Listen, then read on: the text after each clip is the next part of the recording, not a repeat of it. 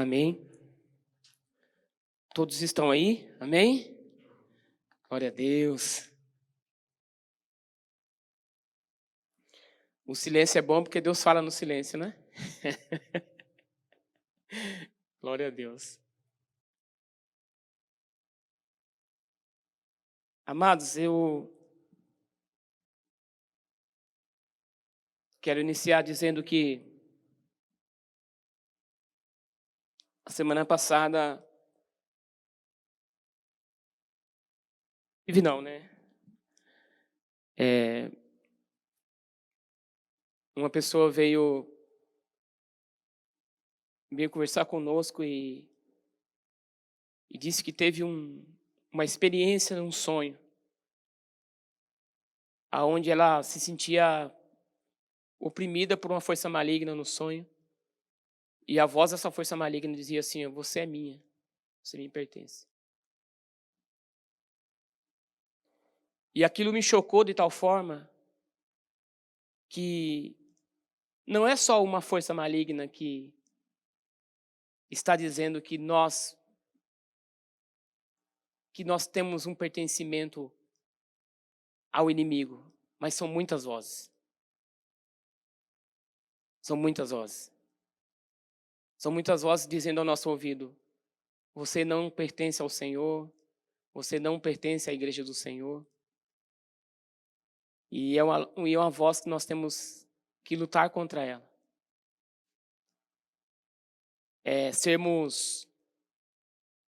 Temos também uma resposta para essa voz. Quando essa voz vem e diz que nós somos das preocupações, nós somos dos problemas, nós somos de tantas outras coisas, menos do Senhor. Nós temos que repreender essa voz e contra essa voz. E desde então, essa semana para mim foi uma semana assim, que eu me senti muito, com um peso espiritual muito grande. Porque eu não sei se os irmãos veem, mas eu vejo já vindo uma opressão sobre a igreja muito grande. Eu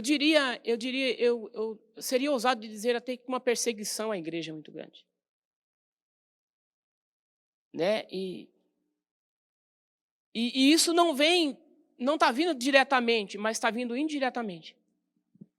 Quantos aqui viu o comercial do Rei do Hambúrguer, para não dizer aí, para a gente não falar o nome? Quantos aqui viram?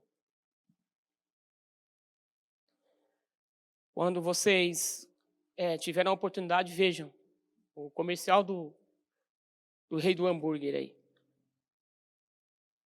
E no comercial, crianças falam.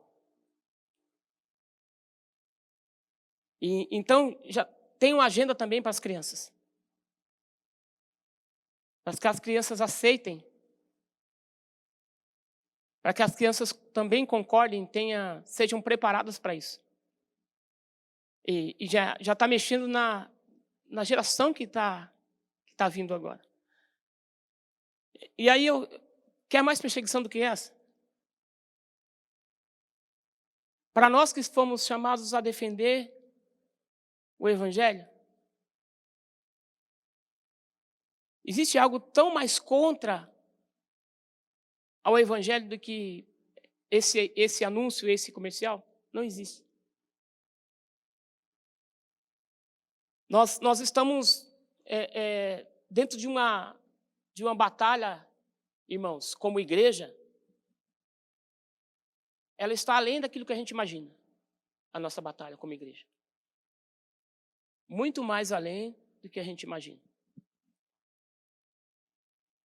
Eu creio que nós estamos em dias de preparação, em dias de alistamento, onde o Senhor está levantando os seus. Eu creio em dias que vão se levantar remanescentes, homens e mulheres que vão sobreviver a uma grande batalha. Ontem eu estava em uma reunião com hoje não é meu cunhado, hoje é meu sogro. E ele na reunião dizia assim que ainda existem muitos líderes que estão trazendo através da palavra uma promessa para esses dias de muita bênção, muita vitória, muita mudança, muito isso, muito aquilo outro. E eles estão, na verdade, fora de um tempo, porque o Senhor tem isso, tem tudo isso para nós, todas as bênçãos, Ele tem todas as bênçãos. Todas as realizações, Ele tem todas as realizações para nós. E ele dizia ali algo muito que eu nunca imaginaria que a igreja hoje iria ter essa voz. Que a palavra de bênção hoje, ela está vindo para nós como uma palavra de distração. Ainda quer nos deixar naquele lugarzinho onde Deus é o nosso mordomo. Onde Deus é aquele que nos serve. Sempre vai nos servir e sempre nos servirá. E o tempo do Deus que dá, e que dá, e que dá, e que dá, e eu recebo, ele já passou. Não que você não vá receber. Mas o tempo desse Deus que tanto te dá e você não precisa dar nada para ele, não é esse tempo. O tempo de Deus prover o cordeiro já foi. E hoje é o tempo de nós sermos o sacrifício. De nós sermos o povo que Deus está levantando nesses dias. Não vai ser o seu vizinho crente. Não vai ser o meu vizinho crente, vai ser eu. É assim que nós precisamos pensar a partir de agora. É eu que Deus está chamando. É eu que Deus quer levantar nesses dias. Contra tudo isso que nós estamos vendo e ouvindo. Contra tudo isso que nós estamos vendo e ouvindo. E eu quero trazer uma meditação para os irmãos. Se os irmãos não conseguirem guardar nada do que eu estou falando e do que ainda vou falar nesta manhã, guarde essa palavra, distração. Repita comigo, distração. Repita novamente. Você imagina o que está acontecendo daquilo que nós estamos vendo e ouvindo que está nos distraindo? Já parou para pensar nisso? Eu estava numa conversa até meia boba com meu sogro ontem, falando para ele assim, sabe, sogro, eu acho que o carinha lá da mata, lá que sumiu lá, que ninguém aparece, que ninguém acha, quer dizer. Eu falei para ele assim uma besteira, eu falei assim, vai que esse cara é um personagem que a mídia colocou para distrair as pessoas. Tudo bem, é um pensamento bobo meu. Vai, será que tudo isso é uma encenação? Mas se não for tudo isso uma encenação, amados, muita coisa que está acontecendo é uma encenação para a distração do povo. Ah, eu disse, que bobagem. Vamos prestar mais atenção, queridos. Vamos prestar mais atenção. Porque nós estamos num período agora que não existe nenhuma data comemorativa, os irmãos concordam? Nenhuma data comemorativa. Tem que ter alguma coisa na mídia para distrair a gente.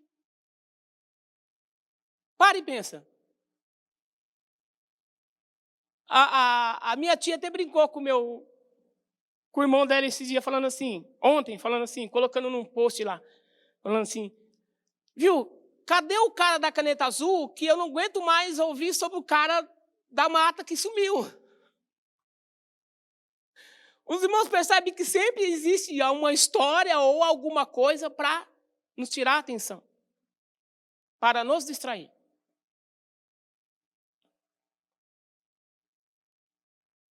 E aí, de distração em distração, a gente vai perdendo nossos dias, vai perdendo o nosso tempo, e aquilo que precisamos ser e fazer no Senhor, a gente não faz.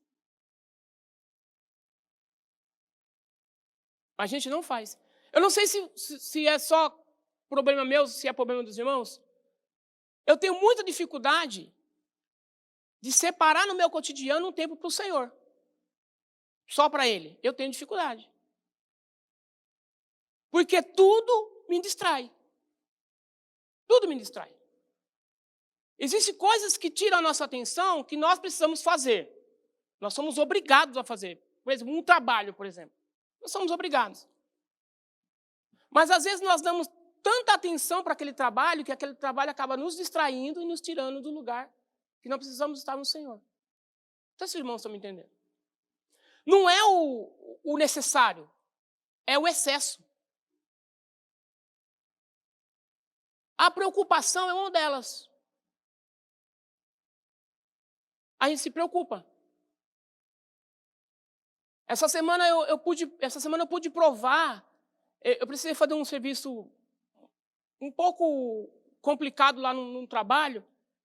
E aquele serviço que eu precisava executar me gerou uma ansiedade.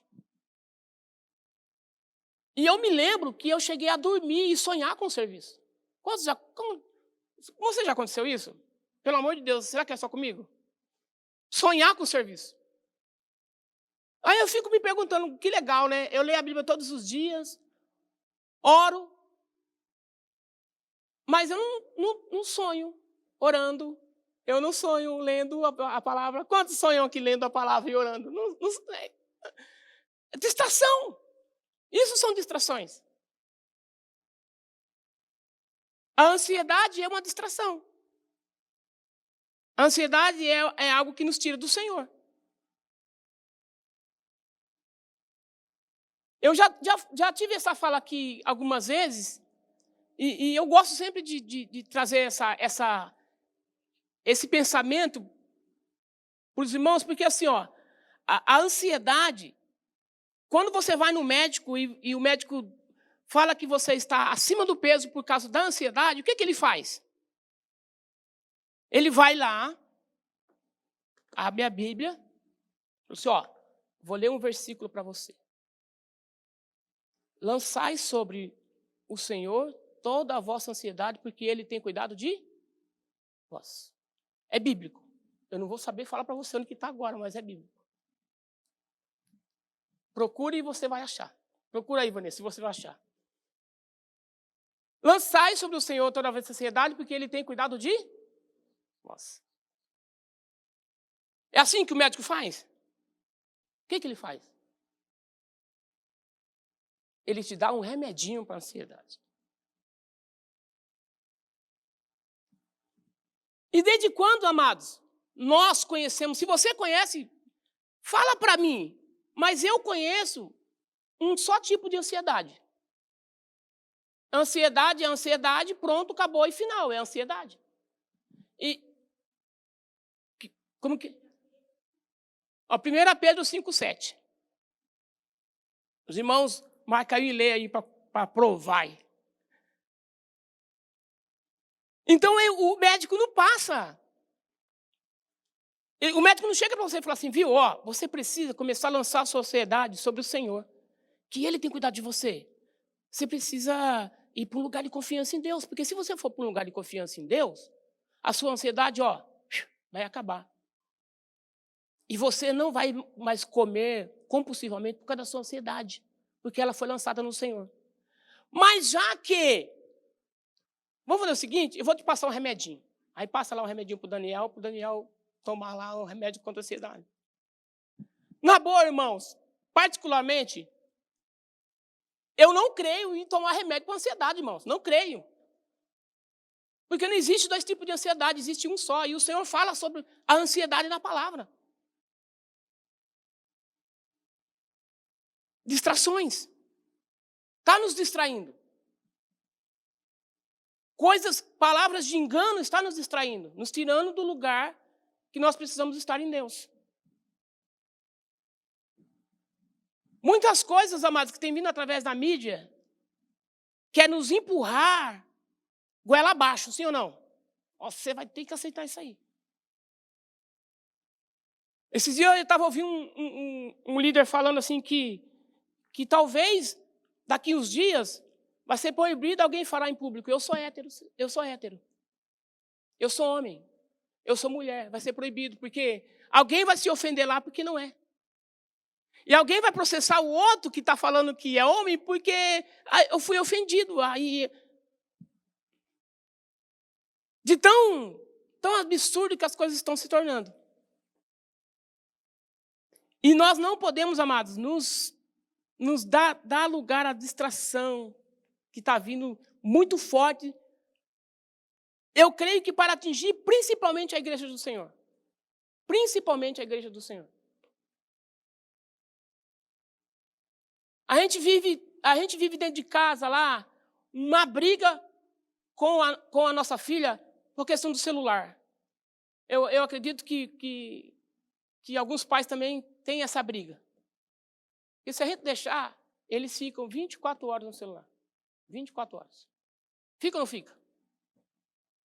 Perigoso não comer mais, não dormir mais para ficar no celular. E se a gente não procurar ter um controle nisso, amados, facilmente eles vão ser tomados. Facilmente. Facilmente eles vão ser tomados. Eles vão viver uma distração tão grande que vão esquecer de tudo. De tudo, de tudo, de tudo. E vão viver alienados naquele lugar. Quantas vezes eu já falei para a filhinha, filhinha, você está esquecendo de tudo à sua volta. Você está se alienando a esse trem aí. Então, sai um pouco desse trem.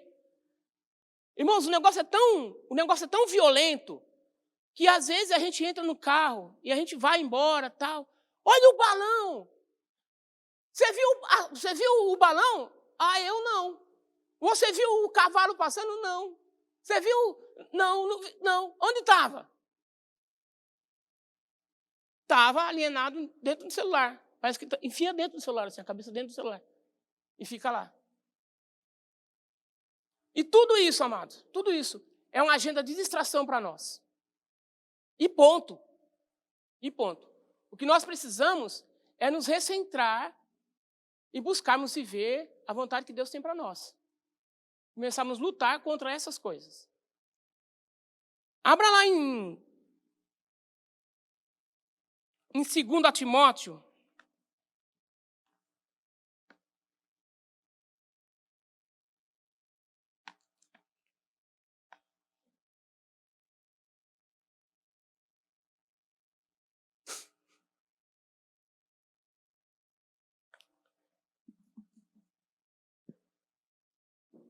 Talvez a frieza espiritual da igreja, amados,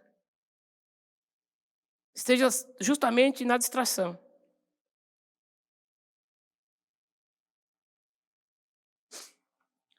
Segundo Timóteo, 2 Timóteo 2, a partir do versículo 2, ou melhor, vamos ler a partir do versículo 1. 2 Timóteo,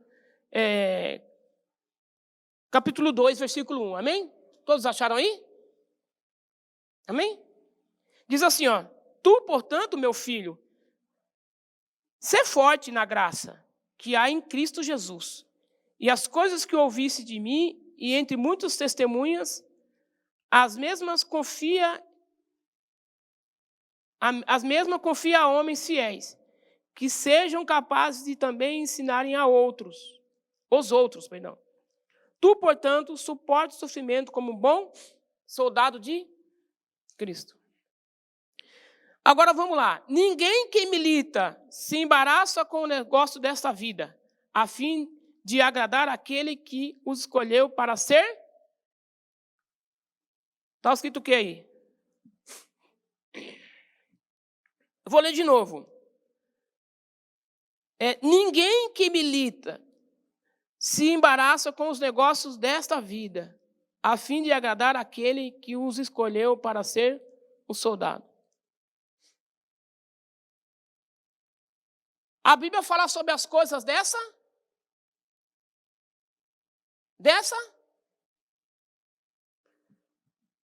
Pensa comigo aí sobre as coisas da vida. Pensa comigo. Ninguém que é chamado se embaraça com as coisas desta vida. A Bíblia está falando se embaraça com o pecado? Se embaraça com... Ela está especificando algo? Ela está dando uma... você não pode se embaraçar com a glutonaria. Está falando isso? Não, são com as coisas dessa... Quantos já ouviram aquela frase assim? São coisas da vida. Quem já ouviu falar? Fulano, está acontecendo isso comigo. O que é que você fala? Cara, isso passa. Por quê? São coisas da... É comum ou não é a gente falar são coisas da vida? E a Bíblia está falando sobre coisas da vida. Precisa ser necessariamente um pecado que vai nos distrair? Nos trazer um embaraço? Precisa? Não, pode ser qualquer coisa na nossa vida. Qualquer coisa do nosso cotidiano. Agora, os irmãos já parou para pensar, então, o que pode ser usado para nos distrair do Senhor? Para nos tirar do foco?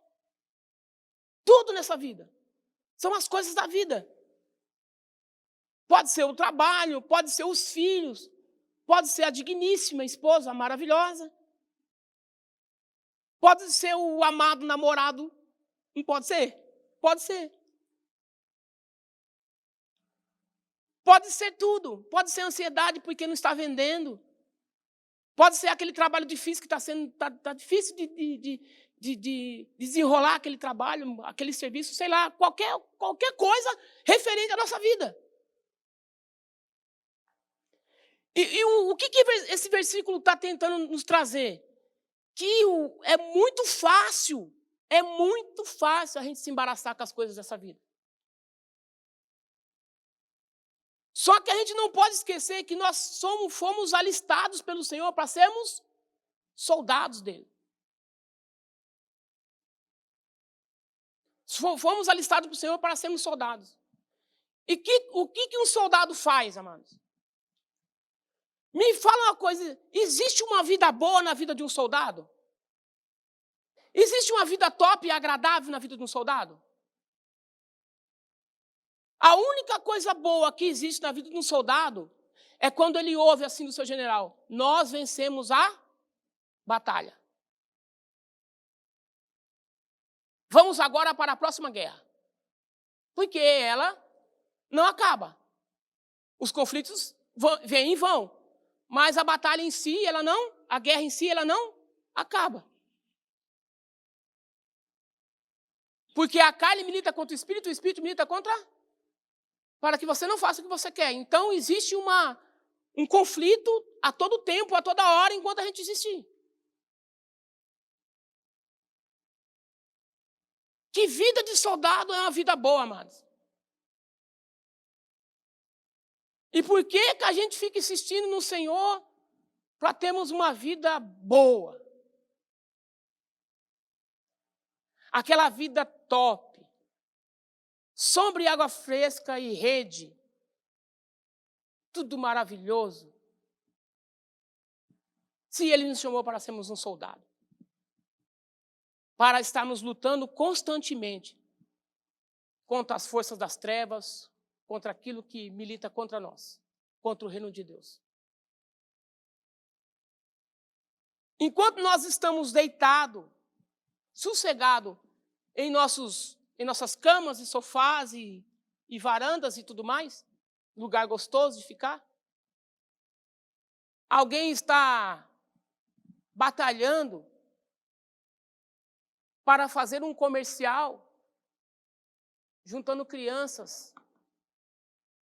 E essas crianças vão em rede mundial, falando sobre esse comercial, pregando algo para a destruição de famílias. Que guerra é essa que nós estamos vivendo? Que soldados são esses que nós somos? Que soldados somos nós, como igreja de Cristo, como exército de Cristo? nos embaraçando tanto com as coisas dessa vida? Que soldados somos nós?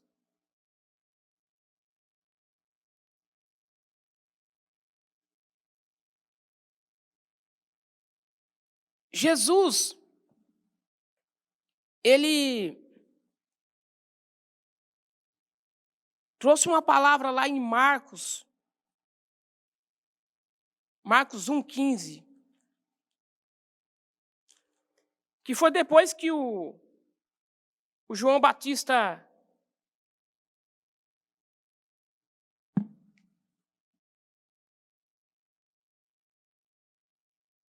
ele terminou a sua fala, veio uma fala de Jesus em Marcos, no capítulo 1, no verso 14 e 15, dizendo assim, ó: ora, depois que João foi colocado na prisão, veio Jesus para a Galiléia pregando o evangelho do reino de Deus. E dizendo, o tempo está cumprido, o reino de Deus está próximo, arrependei-vos e credes no evangelho. Jesus já chegou a frase primeira de Jesus, ele chegou e falou assim, ó: o reino de Deus está cumprido, o tempo está cumprido, o reino de Deus está próximo, arrependei-vos e credes no evangelho.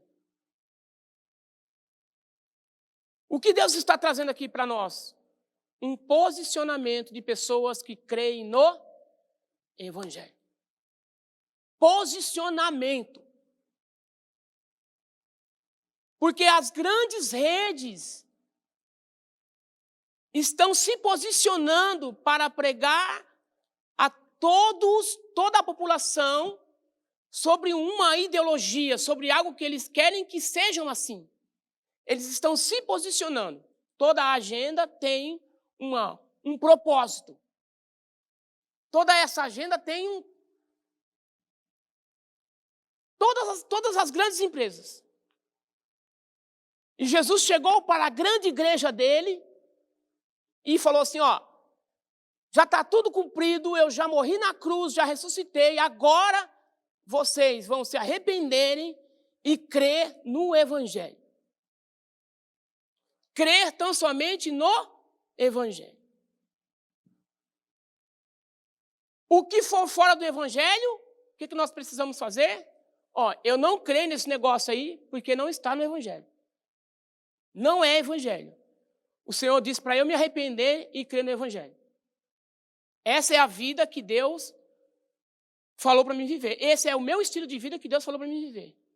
Uma vida de arrependimento e posicionamento dentro do evangelho. Em todos os aspectos da nossa vida.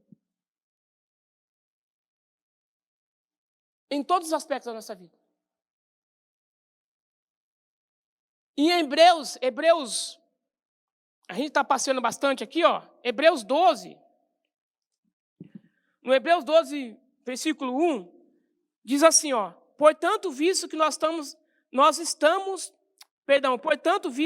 também estamos rodeados de uma tão grande nuvem de testemunhas, deixemos de lado todo o peso e o pecado que tão de perto nos rodeia, e corramos com paciência a corrida que nos está proposta diante de nós, olhando para Jesus, o autor e consumador da nossa fé, o qual, pela alegria que lhe foi proposto, suportou a cruz, desprezando a desonra, e estar assentado à destra do trono de Deus. Nós estamos rodeados de uma grande nuvem de testemunhas. E nós estamos diante de um pecado que tão de perto nos... Está longe? O pecado está longe, amados? Ele está tão de perto nos rodeando.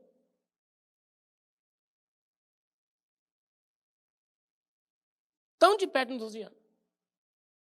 Nos distraindo. Nos distraindo. Aí você pode falar para mim assim, Eudes, então eu preciso deixar tudo, abandonar tudo. Não, não é isso que eu estou dizendo. Eu estou dizendo que A questão é o que tem tomado o nosso coração. Aonde está canalizada as nossas forças? Aonde a nossa fé está canalizada? Nossa fé está aonde? Aonde está a nossa fé? Você está vivendo uma fé que você vai ser a igreja de Cristo vitoriosa, dentro de um reino e de um governo dele? Ou você está vivendo uma fé que depois que você tomar a segunda dose da vacina, você vai poder arrancar a máscara e sair por aí, uhul?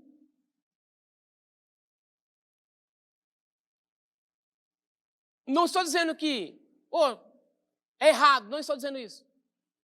Mas a maioria das pessoas que eu ouço que confessam o evangelho, estão numa esperança danada, irmãos. Estão numa esperança assim que a segunda dose vai vir aí, todo mundo vai tomar e todo mundo vai ficar chique e joia. Vai viver todo mundo bonito, maravilhoso, lindo.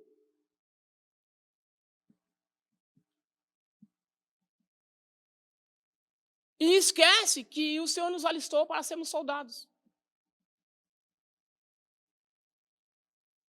Após o Covid-19, sei lá, irmãos.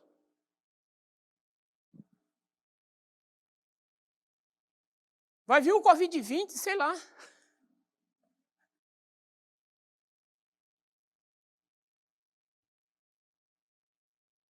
Mas não vai ter trégua para nós, irmãos. Não vai ter trégua para nós. Não vai. Não estou sendo o profeta do caos aqui, mas não vai ter trégua para nós. Está acontecendo muita coisa, tem acontecido muita coisa, e vai acontecer muitas outras coisas vão acontecer. Vão acontecer porque os remanescentes, amados, são aqueles que sobrevivem de uma guerra, que sobrevivem de um holocausto. Chamam-se remanescentes porque são os que restaram de um grande conflito. Seja de uma guerra, seja de um genocídio, seja do que lá for. Esses aqui, essa família aqui foi a que sobrou, esses aqui foram os remanescentes que sobraram. Agora, o que eles passaram para ser remanescentes, cara, senta aí que eu vou te contar. Da mesma forma vai ser conosco. Olha, está vendo o Daniel? Daniel é remanescente. Aconteceu isso dentro da família dele, dentro da sociedade onde ele estava vivendo, dentro da igreja. E ele está aqui, ele é um remanescente. Ele foi fiel, ele completou a carreira, guardou a fé e está aí, Combateu o bom combate, está aí, O cara sobreviveu a todos os conflitos. É isso que vai acontecer com os remanescentes. E o Senhor está levantando remanescentes nesses dias, que ainda vão passar por coisas e muitas coisas. Coisas e muitas coisas.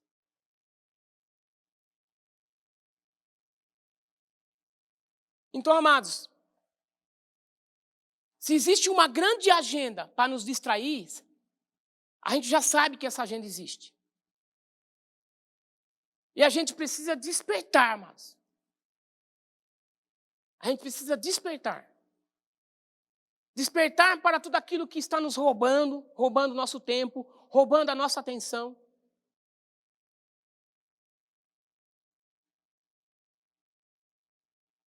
Roubando os nossos filhos. Roubando o nosso laço matrimonial. Roubando o marido da esposa, a esposa do marido, a esposa dos filhos, o marido dos filhos, os pais dos filhos. Roubando. Distrações que estão nos roubando. Satanás veio para matar, roubar e destruir. E se é uma coisa que ele rouba, que ele é especialista em roubar, é o tempo, através das distrações. Não se distraia nesses dias, amado. Nós não podemos, como igreja, nos distrair nesses dias. Não podemos. O pastor Daniel chegou para mim semana passada e falou assim, cara, o que está acontecendo? E eu digo a você, Daniel, a distração. Muita distração. E nós precisamos nos reconectar como igreja a Cristo Jesus. Eu acabei de ler uma palavra aqui, que o nosso foco, nós precisamos olhar para Cristo Jesus. E passamos a viver uma vida, amados, de verdade em Cristo Jesus. Não vamos ser crentes fake, vamos ser crentes de verdade. Verdadeiros crentes, verdadeiros homens de Deus, que pertencem ao Senhor.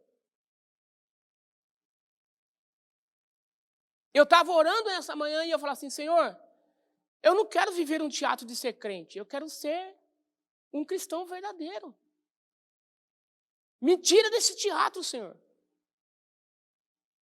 Me tira desse faz de conta. Porque, amados, quantas verdades nós sabemos e quantas verdades nós vivemos? Quantas dessas verdades que nós sabemos, nós vivemos elas? Eu estava vindo no carro, conversando com a Vanessa, falei, Vanessa, eu estava falando para ela sobre convicção. Que se você vive uma convicção, e você, eu sou convicto disso, e você não vive essa convicção, você é convicto?